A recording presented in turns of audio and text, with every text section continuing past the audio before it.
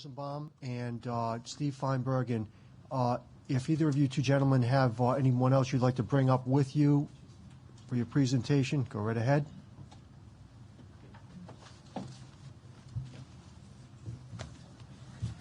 How are you? Mr. Chairman, members, thank you so much for the opportunity to talk to you about the State Arts Council. And I can cover, many of you know the work that the Arts Council has done over the years, and the packet that we provided to you gives you some idea of the kinds of things that we've been doing certainly over the past year or so. I just wanted to just touch on a couple of things because I know time is brief, and then move on to some of your questions. Some of which you've already raised. So in the left side of your packet, there is both a map and a list of grants that we've awarded to date during this current fiscal year. This gives you an idea of the range of activity that we do throughout the state. And certainly that could be a much broader and deeper kind of relationship. It has been over the past, resources being what they are. We do what we can, and I think we do it fairly successfully. We're very excited about the fact that in 2017, the Arts Council is going to be going into its 50th year. We're going to be celebrating 50 years from the signing of the legislation that established the Arts Council. Sneak preview of the logo that we've developed to celebrate that year, and we're working with the Governor's Office on a number of things to celebrate a year of the arts and 50 years of public funding here in Rhode Island. We're a little disappointed that there weren't resources to do a bang-up kind of thing, but we understand that things being what they are, we need to celebrate in the best way we can with the resources available to us. But if, in fact, there are more resources, we'd be more than happy to accept them. As Abby mentioned, in November of 2014, the voters in their infinite wisdom approved the Cultural Facilities Bond Initiative, which allows us to award over close to $30 million in grants for cultural infrastructure improvement. The General Assembly was very interested in seeing that these investments in communities returned on that investment, both from an economic standpoint, that investing in, let's say, improving the HVAC system at Trinity Rep frees up hundreds of thousands of dollars a year that can be plowed back into programming. Programming means more ticket sales. More ticket sales means more economic activity for the state.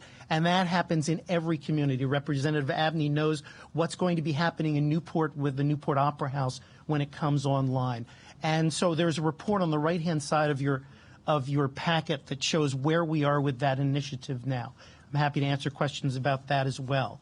One of the things that we're really excited about is, as the General Assembly did want evidence that this was actually working, we've developed a partnership with the collaborative, the College and University Research Collaborative, to engage researchers to look both at the Arts Council and historic preservation grants to see if we can develop a set of metrics that tell us, yes, not only is the economy being benefited by the investment in these cultural facilities improvements, but also the communities are being improved through that.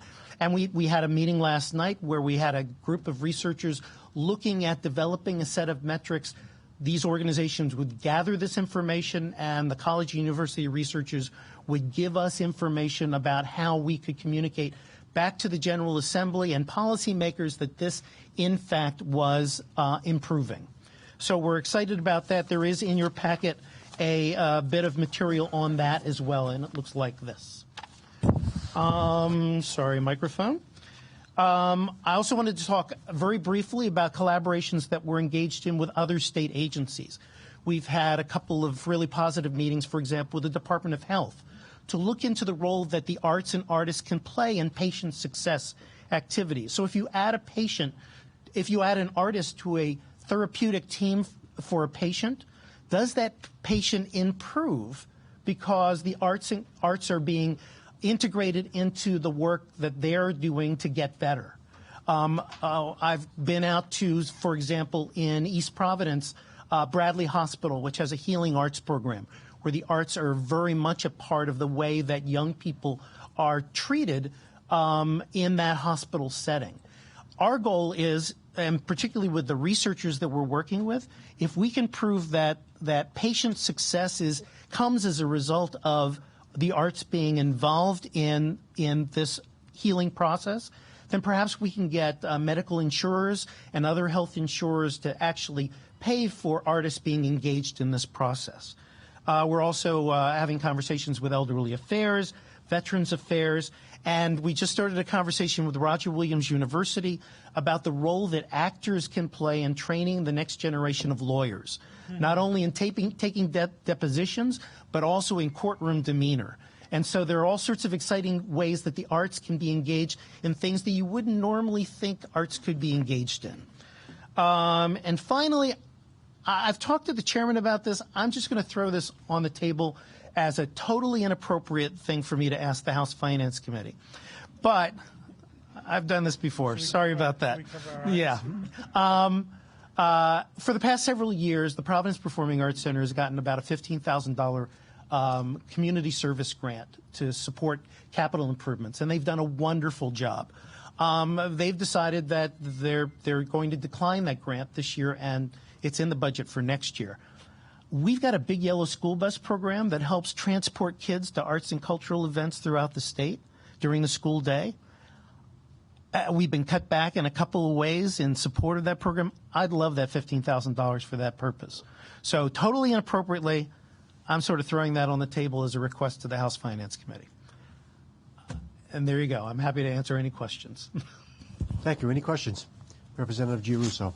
Thank you, Mr. Chairman. Randy, you know, I thank you for your service. I mean, I've seen you in action when my schools have been here during the Christmas concerts and all that. You do great work. Thank you, sir. And I appreciate the arts and what it means to all of us, especially the children, because it's not all about reading and writing.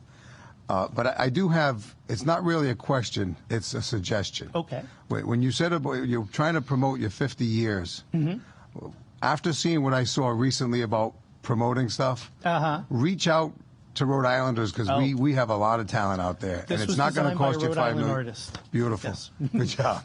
Thank you. Thank you, Mr. Chairman. Thank you. I'd like to welcome Representative Hearn to today's hearing. Thank you. Okay, Steve. Thank you, Chairman, members of the committee. Stephen Feinberg, I'm the Executive Director of the Rhode Island Film and TV Office. This is our logo. This was created at 3 o'clock in the morning one morning, and it's our logo. Our slogan is smallest state, greatest backlot. And we have other slogans we've used, too. In a big city, you're a number, but in Rhode Island, you're a neighbor. And we also say we're the independent state of film. Our office is 2.6 FTEs.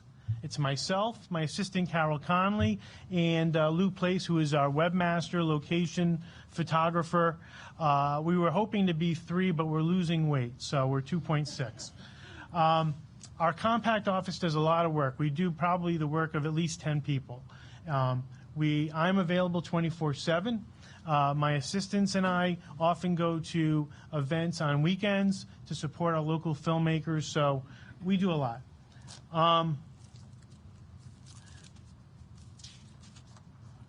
This is Movie Maker magazine. It is probably the premier magazine for independent filmmakers. In 2014, Rhode Island was recognized for being one of the best states to live and work as a filmmaker. This year, in 2016, the city of Providence, Rhode Island, was the 6th best small city in the entire United States to live and work as a filmmaker. They highlighted our office, our film office, our diverse locations, our crew, the Academy Awards sanctioned film festival we have, our other film festivals, our schools with film studies, our talent pool, and the ability to make movie dreams come true in reality with minimal red tape. Obviously, you guys all know that there's a lot of power in this one building. That is something that we have that makes us unique, unlike any other state in the country. If you're making a film in Los Angeles and you need to talk to the power brokers, they're up in Sacramento. The fact that you guys are all here and we're all close, That's something that's special. That's something that we promote. Regarding money always comes up, right? Money's important. So we track everything. Because of the governor and the General Assembly, Rhode Island has steered over $400 million of film and television productions across the Ocean State. These are budgets over $100,000. These are the budgets that are using the Motion Picture Tax Incentive Program. We track everything. So these are the productions, how much they spent. These films are audited by an independent auditor, but then also by a division of taxation. They must use qualified vendors. What does that mean? Rhode Island companies. If they choose to not use a Rhode Island company, they do not get a tax credit for that amount of money that they spend. It has to be Rhode Island vendors, qualified expenditures. We also have films that are under $100,000. We've done $10 million of production for films that are under $10 million. These are under $100,000. $10 million. These are young filmmakers who might have worked on the bigger ones, and they're building their career. These are student filmmakers. These are just smaller productions. So we also track that. We want to talk about our website. We have a website, and we've actually now started to refresh the look of it because obviously everyone's looking at things on mobile phones, so we want it to be mobile phone friendly. And so we have a new website that we've just started to refresh, and it has like location photos on there, an abundance of location photos. We do it by category and, like, for example, mansions in Newport. So you have mansions, but also be under the category of Newport. Or if we're in East Greenwich or Providence, wherever, we would do it by city, town, and category. This year, we spent a lot of time amongst all of the other projects that we worked on. This one I'm really happy about. It is a 49-page Rhode Island crew list, Rhode Island residents only, 750 entries. So whenever a production comes into town, they can get it via the website. It's downloadable. And every time a production comes, we also hand this to them. So they have access to Rhode Island residents who are crew members who are working actively in film and TV production. So it's right here.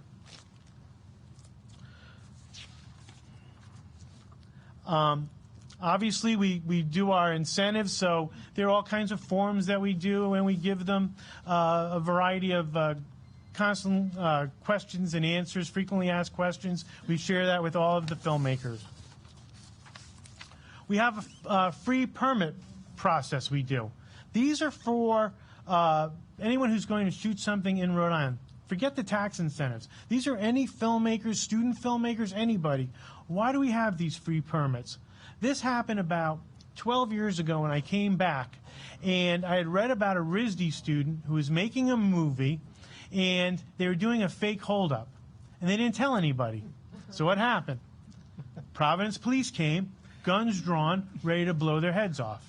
I said that is not going to happen as long as the Rhode Island Film and TV office is here.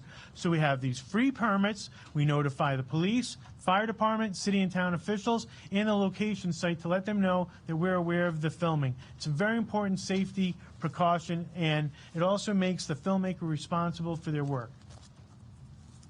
Also on our website, we have the union contacts, and that's SAG, the Screen Actors Guild, IATSE, Teamsters, etc. So we do that. We also do something called Film Community News. That lets people know about what's filming around Rhode Island. It lets people know about auditions happening. Some of the filmmakers put up their own press releases, our own press releases. This is updated twice a week. We have videos. What kind of videos? We actually made a video about 8 years ago promoting Come to Rhode Island, and it's a pretty beautiful video. Some of that imagery you saw recently in tourism. We also have videos of sites, of visits to colleges. I took the Purge producer and location manager to Rhode Island College, where they met with the classroom, and all of that was videotaped. That's online, so we could share that with people. And obviously, we have a lot of relationship building with the Providence Police Department, Fire Department, all the cities and towns, their police departments. We couldn't do our work without them. That includes our partners at DOA. We used the State House for The Purge. We used DEM, Moonrise Kingdom. We used Beaver Tail for the Woody Allen film. As a matter of fact, that happened to be the poster. Joaquin Phoenix was on Beaver Tail, The Rocks. That's the poster. So we work with DEM, Department of Health. We work with Department of Transportation. We work with everybody, and they get revenue because their site fees of $1,500. If their workers are needed and required to oversee, the production pays for them. And again, it showcases our state to a worldwide audience. I'm trying to zoom through this a little bit. People ask, we need that physical infrastructure. We've got our crew base that we told you about. We've got schools. We've got all these things going on. We now have a sound stage. Where is it? It's in Warwick, Rhode Island. It is 25,000 square feet privately owned, attached to 20,000 square feet of production offices. ABC used it on Body of Proof. Woody Allen used it for his film. The Purge used it. Measure of a Man, the Vinnie Paz movie, which is an East Greenwich Verdi Productions, they used it. So we have that available to us. Then they talk about, well, what about film catering? This company, Pronzi, did the catering on The Purge. At the same time, they were doing the Donald Sutherland movie, Measure of a Man in Portsmouth. So we have that as infrastructure. So you guys know about the big films that you've heard about. Films like Moonrise Kingdom that got nominated for an Academy Award, or Infinitely Polar Bear with Mark Ruffalo and Zoe Saldana, which Mark Ruffalo was nominated for a Golden Globe. You know about those films, and you've heard about Brotherhood, the Peabody Award-winning series. That's great stuff. We love that. We love promoting it to a worldwide audience. But what happens also as a result of the reality of films getting made in Rhode Island and TV shows getting made in Rhode Island, we have filmmakers who have been born here, went to elementary school here, went to junior high, high school, private school, public school, New England Tech, URI, RIC, etc. They're making films. Just a few examples. Tom DiNucci, New England Tech. If you guys were watching the Super Bowl, you saw a big ad about Tom DiNucci from New England Tech, a filmmaker, making it happen. He did this film, among many others here in Rhode Island, Almost Mercy, a cautionary suspense thriller made mostly in East Greenwich. We have Christian De Resendez, who did a film. He's actually doing a film on Slatersville right now. He did an amazing documentary called Raising Matty Christian about a guy who's born with no arms and no legs. Probably one of the most inspirational films I've ever seen. We saw it on Saturday night. The entire film office and I went to see it. Great work.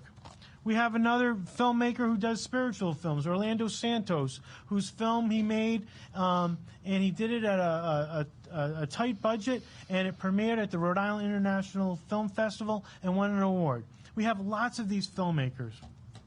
I'm going to try to wrap this up quickly. It's hard, but I love it. So we promote. We promote in a variety of ways. Phone calls all the time, morning, noon, and night. Emails. We also did 250 direct mailings to studio executives, the production houses, film financiers. They get something like this. It gives them the rundown. But the best promotion of all is word of mouth. Word of mouth is always the best. When we did Underdog translated into ABC's Body of Proof. It's all owned by the Walt Disney Company. When we did Moonrise Kingdom opened up the door to Infinitely Polar Bear. Infinitely Polar Bear opened up the door to the Donald Sutherland movie Measure of a Man, and now we've got Robert Redford and Rooney Mara doing a film in Newport. All related. That happens all the time. The same thing happened. November Criminals became Purge Election. And then finally, I'll talk about outreach. We have the Scene Film Festival that starts next week. Those are local filmmakers doing a lot of great work. We have the Rhode Island International Film Festival, the only Academy Award qualifying film festival in New England, one of 17 in the entire world, and it's here in Rhode Island. And it welcomes filmmakers from all over the world. Where's their first port of call to the United States? Providence, Rhode Island. It's awesome.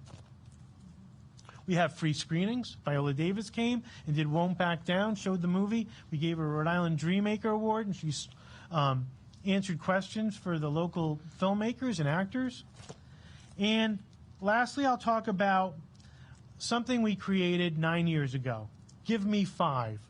Give Me 5 takes students who are in high school, and we even went younger, from Woonsocket to Westerly, and this year they came over from Block Island.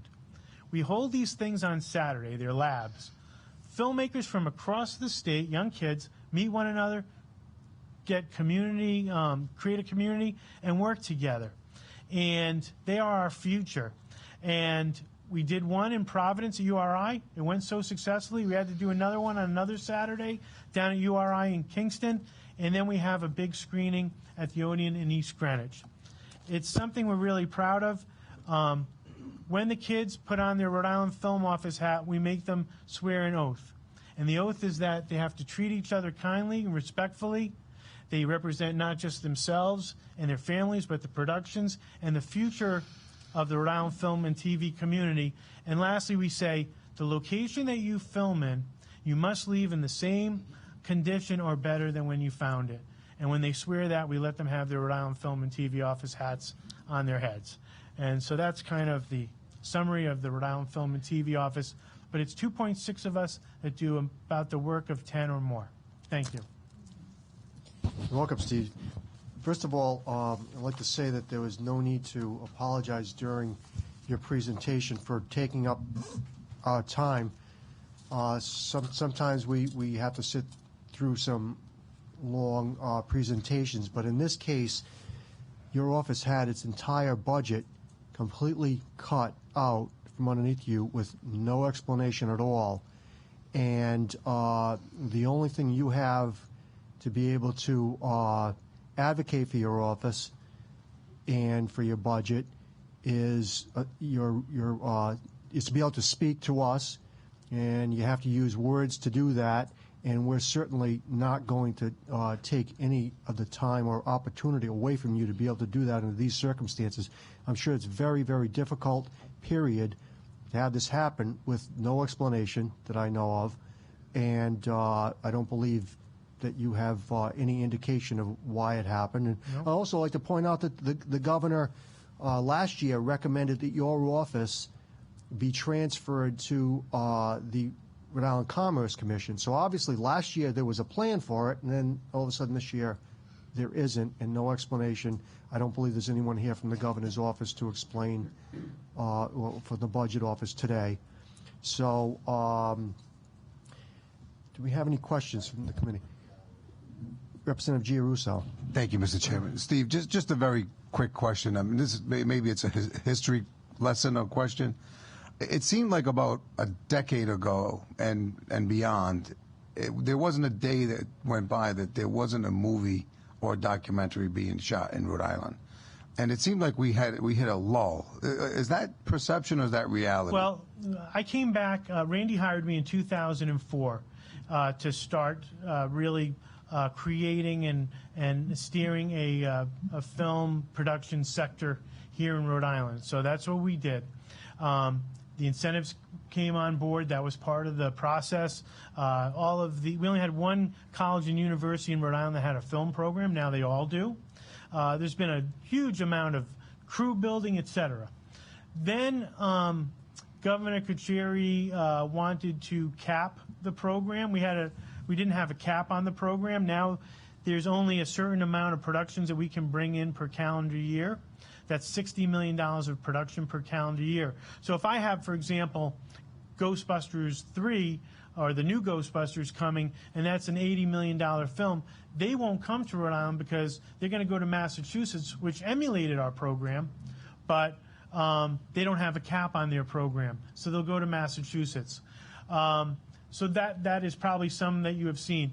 We have constantly been bringing productions here, like we have the Robert Redford film here. We did Revelers, which was in East Greenwich, March and early March, and then early April, and we've got a couple more that are in the pipeline. But it's not like when we had Brotherhood at the same time we'd have a feature film one after another, because no large production is going to want to come here because they're going to leave a lot of money on the table when there's so many states that have emulated us, and then they're getting some of the joy that we've created. So is it fair to say that they would always follow where they're getting the best deal? That's part of it. It's just because I don't want to say that, like, for example, there are 40 states in the United States that have film incentive programs. There are incentive programs in everywhere around the world. In Great Britain, you see a lot of the large films, like the James Bond films, the Avengers, all those things, because their incentives even more attractive. However, Rhode Island's still been very competitive. We're in the middle of the pack. The only thing that's a little challenging for us is that we have that cap, and there were a couple of other things that I felt were a little slashing to our Achilles heel, if you will. There's legislation that's currently in the Assembly right now that I think is very attractive and will make, it gives a little boost for Rhode Island residents, et cetera. But is there a question as to the return on the investment?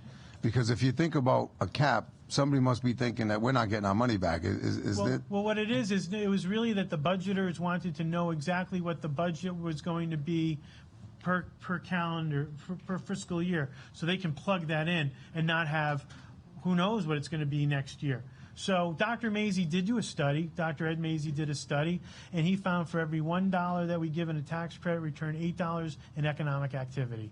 That study is on our website, so you can find that. I mean, personally, as a Rhode Islander, I love it when I see a film and it says that it was shot in Rhode Island. I mean, I couldn't be more proud. So, and our crew members feel the same way, and so do the vendors. So does so many other people. Hotel. I mean, we've got a lot of teammates. It's all teammate building.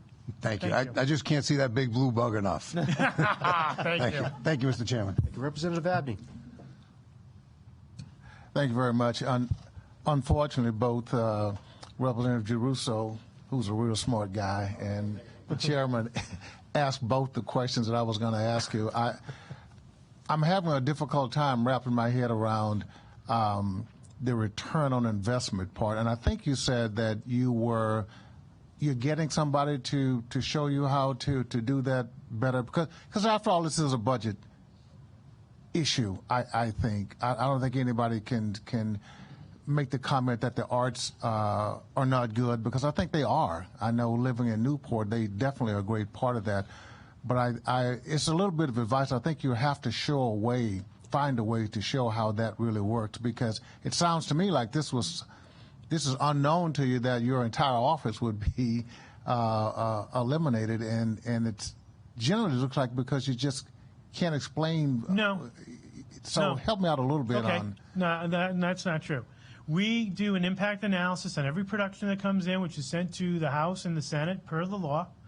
We do every production that is brought in is audited by the Division of Taxation. They do the audit. So there's an independent auditor. Division of Taxation does the audit. Division of Taxation then administers the final credits. And we also we track everything. So as far as cutting our budget, and I think one of the things that I think it's really important in my presentation is the Rhode Island Film and TV Office. We administer the tax credits. That's part of it. But we do much more. That's one piece of the stool. There's so many other parts of the stool that the Film Office provides for education, outreach. We do a lot of stuff that is not just the tax incentives. That's part of it. And we work with our friends in tourism and our colleges and universities and high schools, and it's pretty awesome the amount of work that we do that we're very proud of. Well, that's what I'm trying to get you to bring out. If you don't advocate for yourself in that way, I appreciate that. It's a tough thing, because you do a lot that that I didn't know until 10 minutes ago. So I think it's just important that the public understands that there is a return on the investment that you do, and it may not always show in dollars and cents to some degree.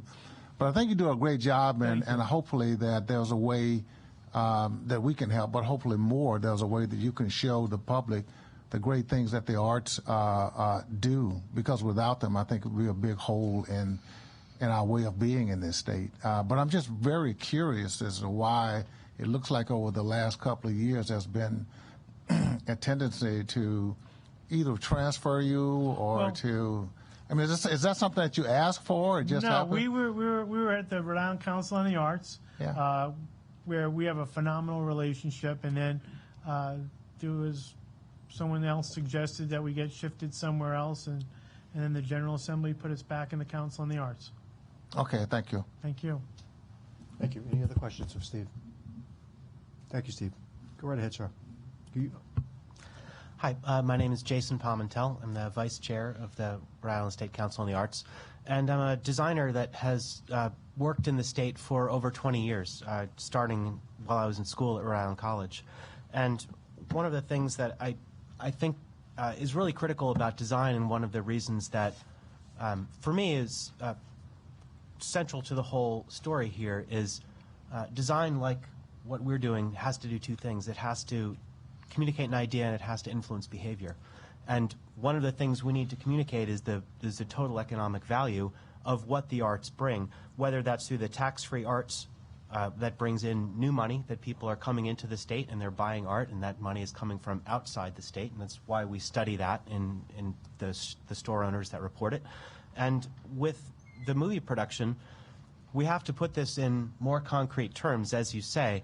That 8-to-1 number translates to, in $60 million of tax credits, about $500 million in economic activity. And that's pretty massive.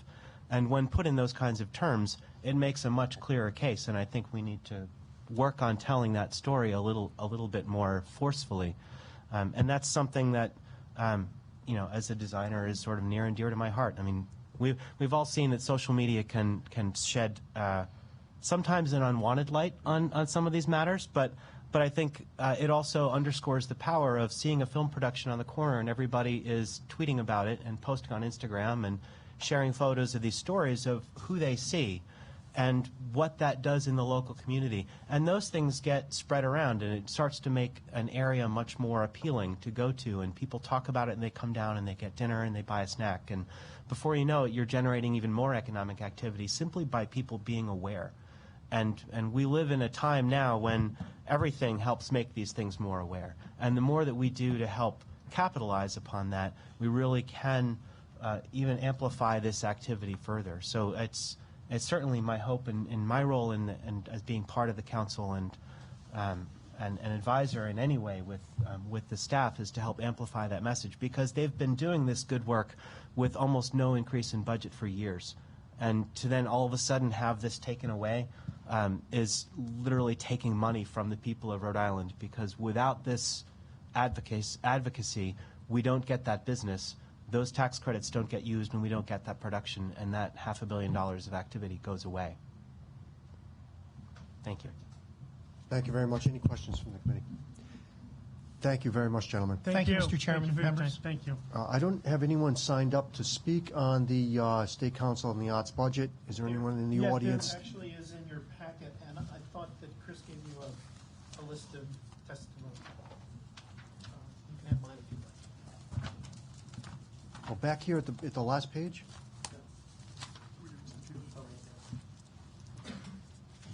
Oh.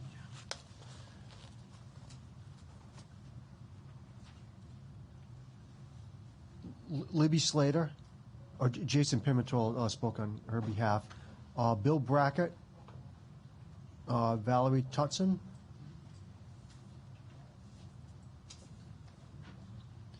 and looks like Bill and Valerie want to speak on Rhode Island State Council on the Arts Cultural Facilities Grant the Greenwich Odeum, and impact on the cultural and economic life in South Providence. Go right ahead. You go first. Me? Sure. Oh, I guess I get to go first. Thank you. Good afternoon, Mr. Chair and members. I must say I'm a little bit nervous speaking in front of you, but... Can I interrupt just one Yes. second? I didn't realize that we had this list of witnesses, and certainly we'll take everyone, but I want to let you know that sometime after 4 o'clock we're going to be called upstairs, so if we can move along quickly and just talk directly on the point that you came Great. here to speak to us on. Any written testimony, please give it to the clerk instead of reading it, and just speak from the heart instead. Thank you. Great. Thank you so much. My name is Valerie Tutson, and I'm a founding member of the Rhode Island Black Storytellers and the executive director. And we are housed at the Southside Cultural Center, which is in Providence. So I really want to support and give credit and thanks to the work of the Rhode Island State Council on the Arts. We are a very small nonprofit, but we are reliant on the monies that come to us from the Rhode Island State Council on the Arts. So every year, what we get from the council also helps us to leverage so that we can get other fundings for the programs that we do. Unlike some of the other arts nonprofits in the state, we are pretty much volunteer run.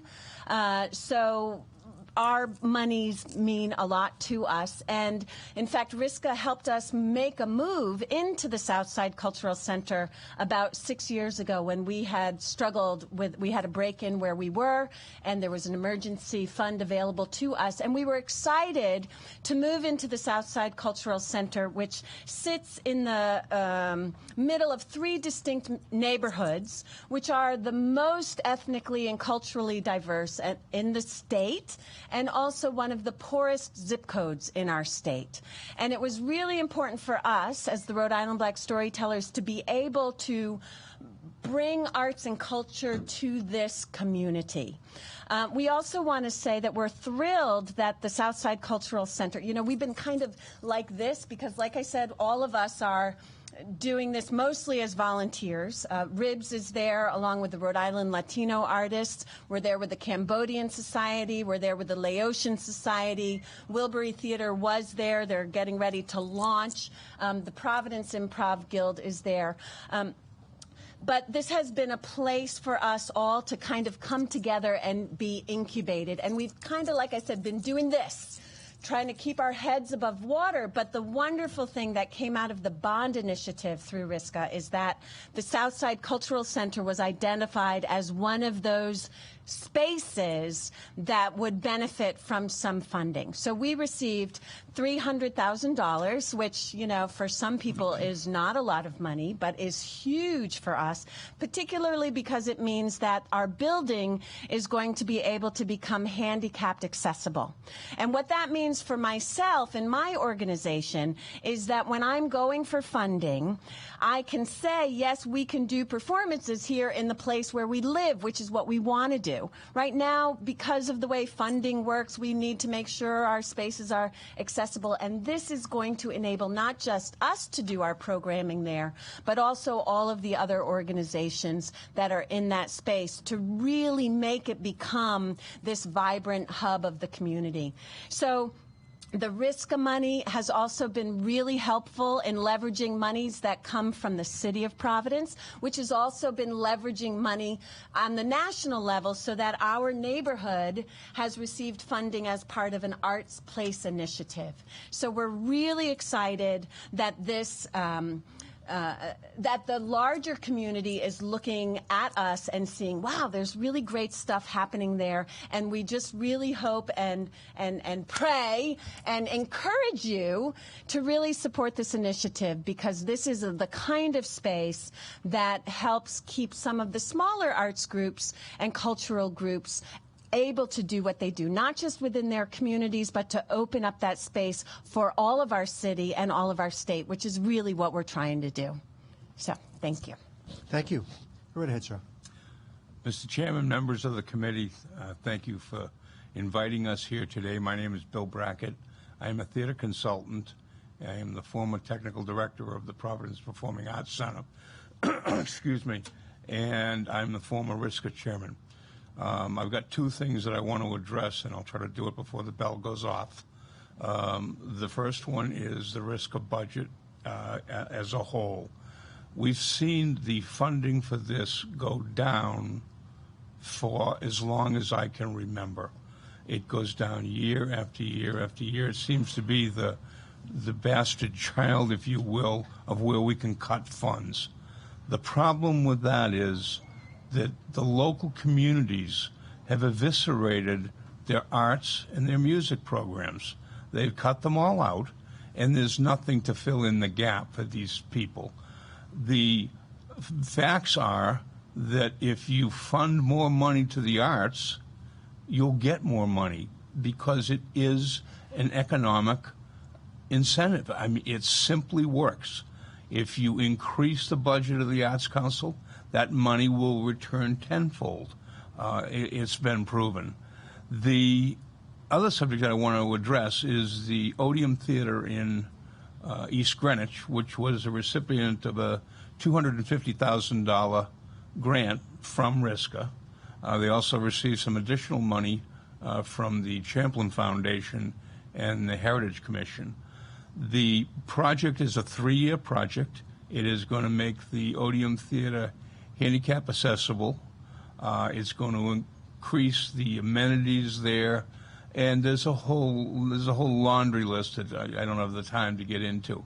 However, we recently hired our first contractor. The contractor anticipates employing between 30 and 60 people during the course of the summer from June until September. And those people, those are all Rhode Island companies, Rhode Island residents.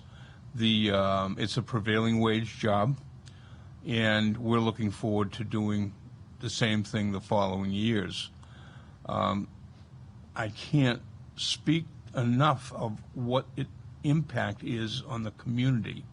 If you go to the restaurants and the bars and clubs on East Main Street on a night when there is a show at the Odeum, and you go and you talk to the owners, which is what I have been doing, they are just absolutely ecstatic when we're doing a show at the Odeum.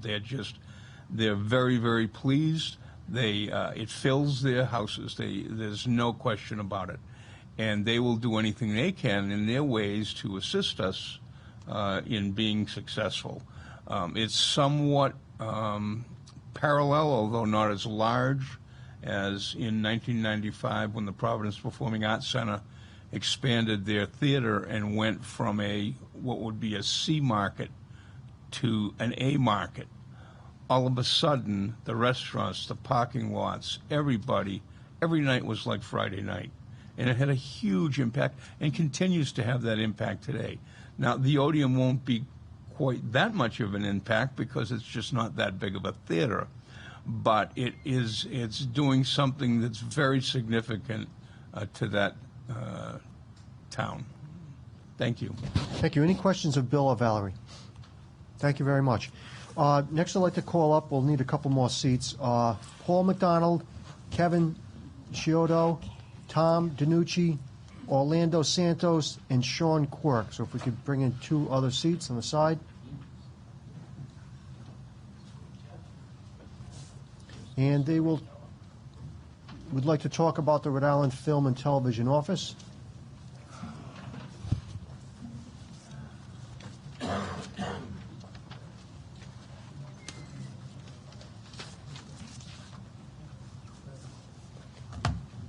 Mr. McDonald, you can go right ahead.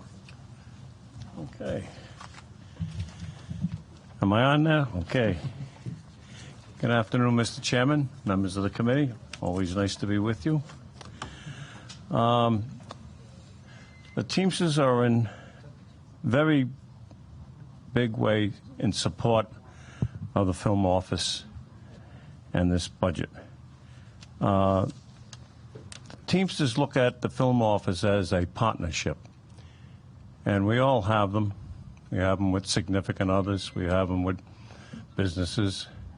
But like every partnership, every partner has to pull his own way and help each other. The film industry, to the Teamsters, is vital.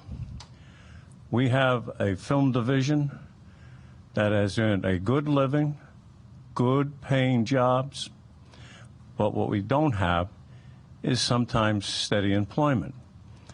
We need to do a little bit more in the area of attracting more films, but how do you do that? Well, film tax credit is one place to go. We'd like to see, in fact, the film tax credits expanded beyond the $15 million where it's at. Teamsters represent members who work in the film industry all across this country in every state. But the beautiful part about Rhode Island and the way we do business here, and I can tell you that this is something that we hear more often than not, is that we are union friendly. We've learned through experience about how important it is to work with the filmmakers and to make their task of making a good film work well, get it done on budget, on time, and all of those things. So we're very proud of the partnership that we've forged with Steve Feinberg. He has been extremely, extremely helpful in pointing out and in promoting our Teamsters Local. Make no mistake about it, the members that work in Teamsters Local 251 want the film industry to be successful. One of the beautiful parts that we're proud of, the members that I represent, that we work so well that in some instances the film industry wants to come here because of certain things. Like, if you were in New York or Boston or LA filming a movie or whatever, a production of some kind, when you want to move it, it might take you days. In Rhode Island, we'll move it in hours. That is huge, believe you me, because we know how to do it. We have the experience of doing it. We've been around this business, by the way, for almost 75 years. It's not like we just started yesterday. And as the new Teamsters come on board, it's almost a apprenticeship type of way of doing business. But we've really kind of like honed it to a skill that can't be matched out of state. Can't be matched. So we would love to see the film office, and I just kind of like, I didn't really, quite frankly, I got to be honest about this, I didn't realize that they were cut out of the budget. So that makes it even more important to us than ever before.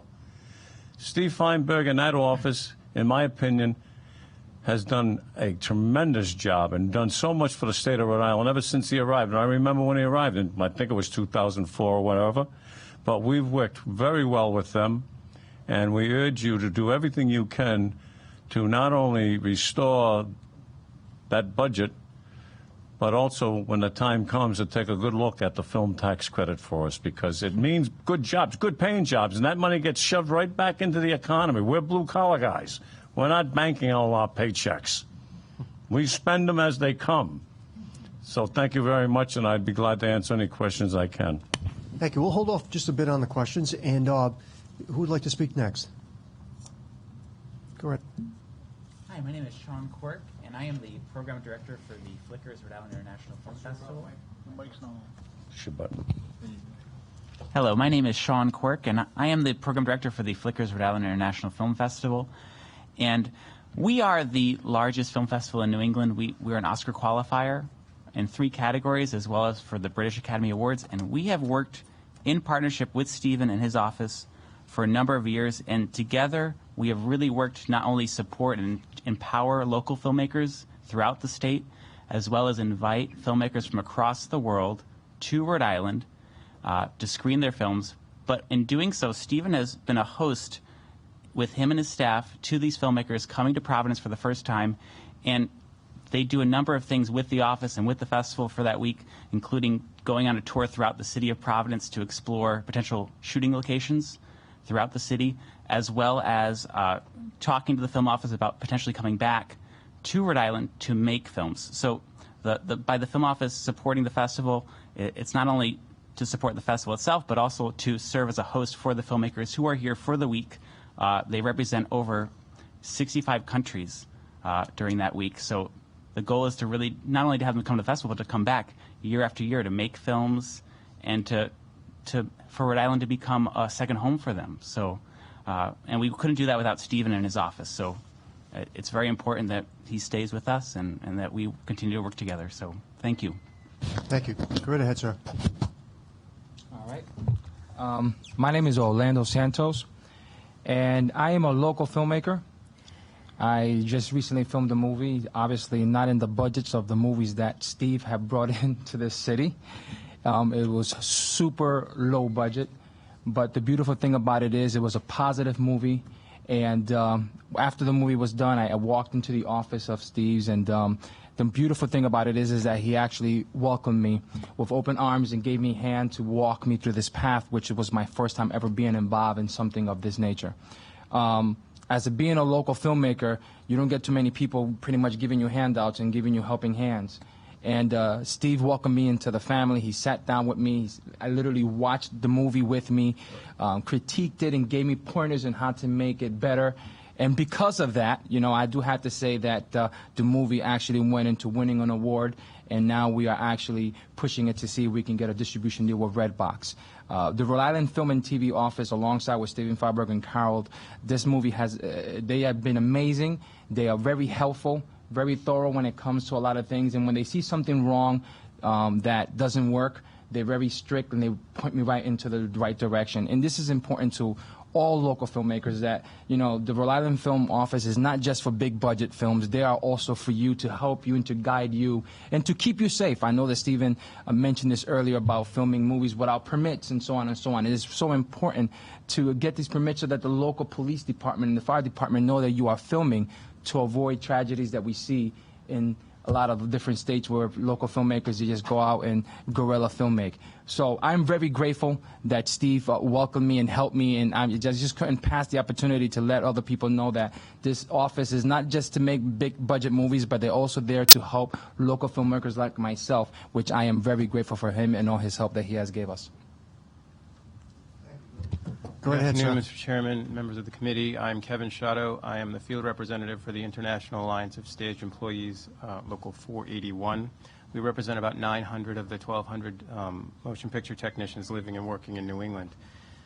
These skilled technicians and craftspeople make a living working on the television commercials, for television productions, and motion pictures, and independent features and documentaries shot in Rhode Island and in New England.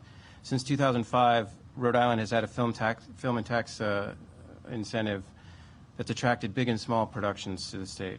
These productions employ hundreds of residents, purchase millions of dollars in goods and services from local businesses, inspire tourism, and help to create a vibrant film and television industry in the state.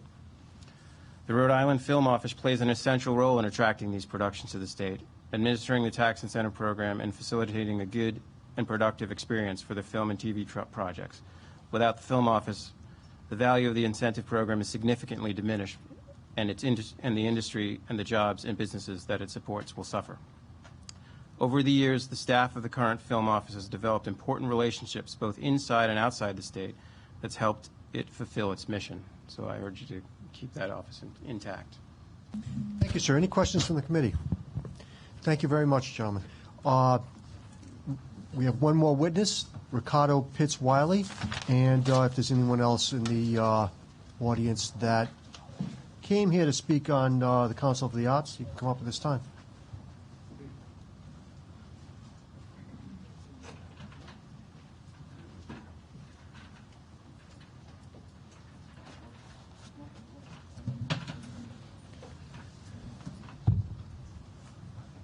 Hello, my name is Ricardo Pitts Wiley. I'm the co-founder and development director for Mixed Magic Theater in Pawtucket, Rhode Island. We're happy to say that we are about to open on Saturday of this week our second theater space in Pawtucket.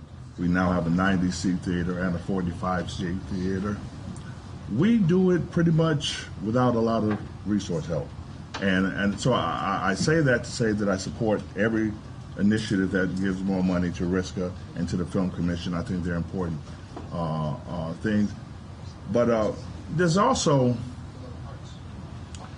I'm not going to go back and revisit all the statistics and things like that because they're just that, statistics. What I'd like to talk about is the fact that After 45 years of being a theater artist in Rhode Island, having done hundreds of plays, produced, directed, taught, all of those things, there's only been 1 year in my entire 45 years in Rhode Island that as a theater artist, as an actor, I made a living wage. And I'm here to advocate not just for the funds for RISCA, but artists need to be supported too. If you look at the statistics very carefully, look at how many times an artist makes a living wage in Rhode Island. An artist. And I'm here to advocate for them. RISCA needs more money. Everybody needs more money. But if we don't find a way to support artists better, not just parking lots, not just restaurants, not just those ancillary things who make a profit or who create this arts economy, because without artists, you don't have an arts economy. And we are at a place now where Mixed Magic Theater, for all the work that we've done, we're having to send the very talented people that we developed, many of them, out of the state because there's not a possibility for them to earn a living wage here as an actor, as a dancer, as a singer, as a musician. And if we don't find a way to put more money in artists' pockets, we're going to always be coming to these hearings and begging for what is really a small amount of money to try to survive. We don't want to survive in Rhode Island. We want to prosper in Rhode Island. We want to do well in Rhode Island. I sent 2 kids to high-profile colleges, not because I made money in Rhode Island, but because I had to work outside of Rhode Island most of the time. And I know too many artists who leave Rhode Island, who come to visit and leave Rhode Island because they can't earn a living here. We have to find a way for artists to make a living in Rhode Island. The statistics are all great, but the statistics do not tell you what artists do and what artists need. And if you look at most of these budgets, if you look at the smallest living, the people who are making a living off of it, the smallest group are artists. Almost always. We have to find a way to put more energy and time and resources into artists' pockets so they can stay, live, raise families, pay their taxes, send their kids to school, and enhance the quality of life, which right now, as it was pointed out on several occasions, artists are subsidizing that quality of life, but not making a living themselves. Thank you very much. Thank you very much. Any questions of Ricardo? Thank you very much, Ricardo.